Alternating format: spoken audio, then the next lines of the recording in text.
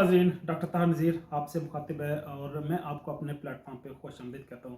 नाज़रीन, आज हम दस्तूर की बात करेंगे, कॉन्स्टिट्यूशन की बात करेंगे, आइन की बात करेंगे, जो किसी भी रियासत, किसी भी कौम और किसी भी मुल्क का सबसे सुप्रीम डॉक्यूमेंट है।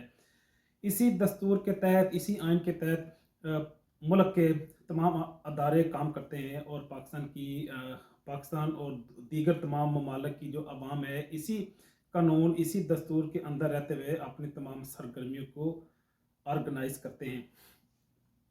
तो जब हम कानून आइन की बात करते हैं तो इसका मतलब है कि पाकिस्तान के तमाम अदारे, पाकिस्तान के तमाम अफराद, पाकिस्तान में जितने भी लोग हैं, जितने भी वहाँ पे एंटिटीज़ काम करती हैं, सबको इस कानून, इस आइन के तहत, इसके हदूद में रहते हुए अपनी अपनी सरगर्मियों को ऑर्गेनाइज करना होता है।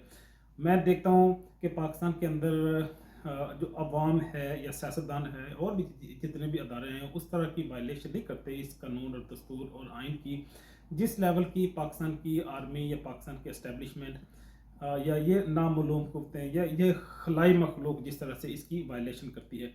तो आज हम इसी कानून आइन की बात करेंगे और इसकी वायलेशन के हवाले से थोड़ी सी चीज़ें आपके सामने पेश करने की कोशिश करेंगे। हम देखते हैं कि पाकिस्तान का कानून पाकिस्तान के क़याम पाकिस्तान के कमोबेश 24 साल के बाद बना। इसकी खैर तदवीन और इसको कंपोज करने के हवाले से तो इसकी कावश जारी थी, लेकिन इसकी जो फाइनल अप्रूवल है वो पाकिस्तान की नेशनल असम्बली ने 10 अप्रैल 1973 को दी और इसकी अप्रूवल के बाद विद इन 1 वीक ये मार्केट में दस्तयाब भी हो गया और ये पब्लिश होके अवामुन्नास के लिए अवेलेबल था कि इसको परचेज करके वो इसको स्टडी कर सकते हैं। ये एक सॉवरेन डॉक्यूमेंट है, सबसे सुप्रीम टेस्टिमोनियल डॉक्यूमेंट है, जिसकी बुनियाद पे उस मुल्क का सारा कारोबार चलता है। वो चाहे इंटीरियर मिनिस्ट्री हो, चाहे फॉरेन मिनिस्ट्री हो, चाहे उनकी उनकी मईशत हो, तमद्दन हो, सकाफत हो, सारी चीज़ों की ऑर्गेनाइजेशन इसी दस्तूर, इसी कानून और इसी मंशूर के मुताबिक चलती है। तो ये किसी मुल्क का जो कॉन्स्टिट्यूशन है, उसका जो आइन है, उसके सबसे ज़्यादा मोहतरम और मुकद्दम और सबसे ज़्यादा काबिल एहतराम दस्तावेज़ समझी जाती है। इसको डॉक्यूमेंट भी कह सकते हैं।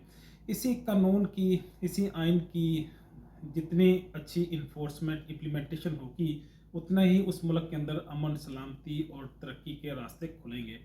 तो पाकिस्तान को आइन है जो दस्तूर है, वो पाकिस्तान की तख्लीक के कमोबेश 24 साल बाद बना। हम देखते हैं हेली क्लिंटन भी एक मौके पे कहती हैं कि पाकिस्तान के बनने के 2 साल बाद जो फ़ौज है पाकिस्तान की, उन्होंने हुकूमत पे कब्ज़ा किया और उसके बाद जमहूरी और इंतखाबी कुव्वतों को ये इक़्तिदार वापस नहीं किया।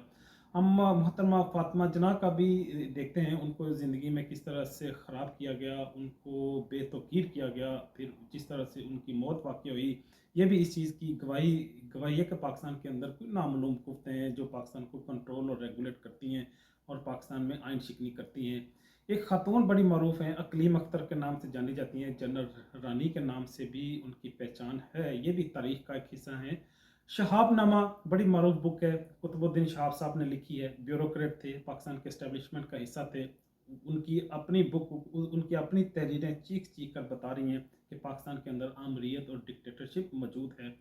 आगे बढ़ाते हैं बात को। हम देखते हैं कि ऑपरेशन मिडनाइट जैकल के नाम से एक दस्तावेज़ अवेलेबल है, जिसमें सारी तफसीलात मौजूद हैं कि किस तरह से खुफिया अदारे मुख्तलिफ पोलिटिकल पार्टीज़ के वर्कर्स को या मुख्तलिफ लोगों को टफ टाइम देते हैं, कत्ल गारत करते हैं और अपने मखसूस एजेंडे को पाए तकमील तक पहुँचाते हैं।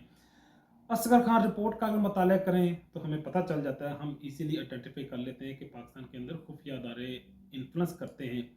आगे बढ़ाते हुए हमूदुर रहमान कमीशन की बात करूँगा, वो भी चीख चीख कर बता रहा है कि पाकिस्तान के अंदर कानून शिकनी होती है, आइन शिकनी होती है, यहाँ पे डिक्टेटरशिप अपनी मखसूस शक्ल में मौजूद है।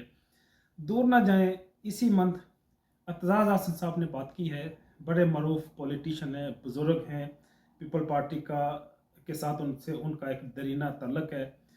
इसी उनके बयान की वजह से उन्हें पार्टी से भी निकाल दिया गया है।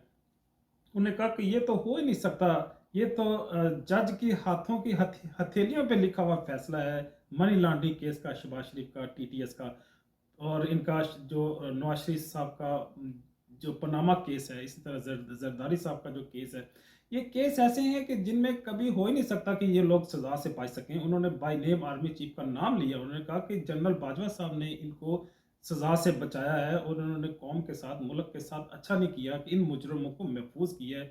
ये हो ही नहीं सकता कि पाकिस्तान के आर्मी चीफ की इन्वॉल्वमेंट के बगैर ये लोग बच जाएँ। तो ये भी एक चीज़ कन्फर्म करती है कि एक बुज़ुर्ग सियासतदान जो खुद बज़ाते खुद वकील हैं, उन्होंने नाम लेके इस चीज़ को कन्फर्म किया कि पाकिस्तान के अंदर मिलिट्री डिक्टेटरशिप मौजूद है, जो पाकिस्तान के अदारे को इन्फ्लुएंस करते हैं।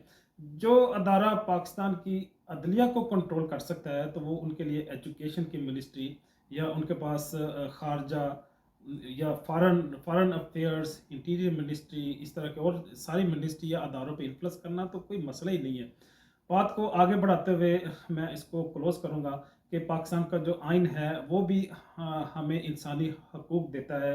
पाकिस्तान का जो दस्तूर है वो हमारी मसल्ह अफ़वाज को सियासत से दूर रहने की तलकीन करता है, लेकिन फिर भी हमारी आज़ादी को मैं समझता हूँ कि हर सतह पर मजरूह करने की कोशिश की जाती है। ये वही आज़ादी है जो अल्लाह ने हमें हमारी तख्लीक के साथ ही अता कर दी थी। हमें हमें आज़ाद और ख़ुद मुख्तार कर दिया।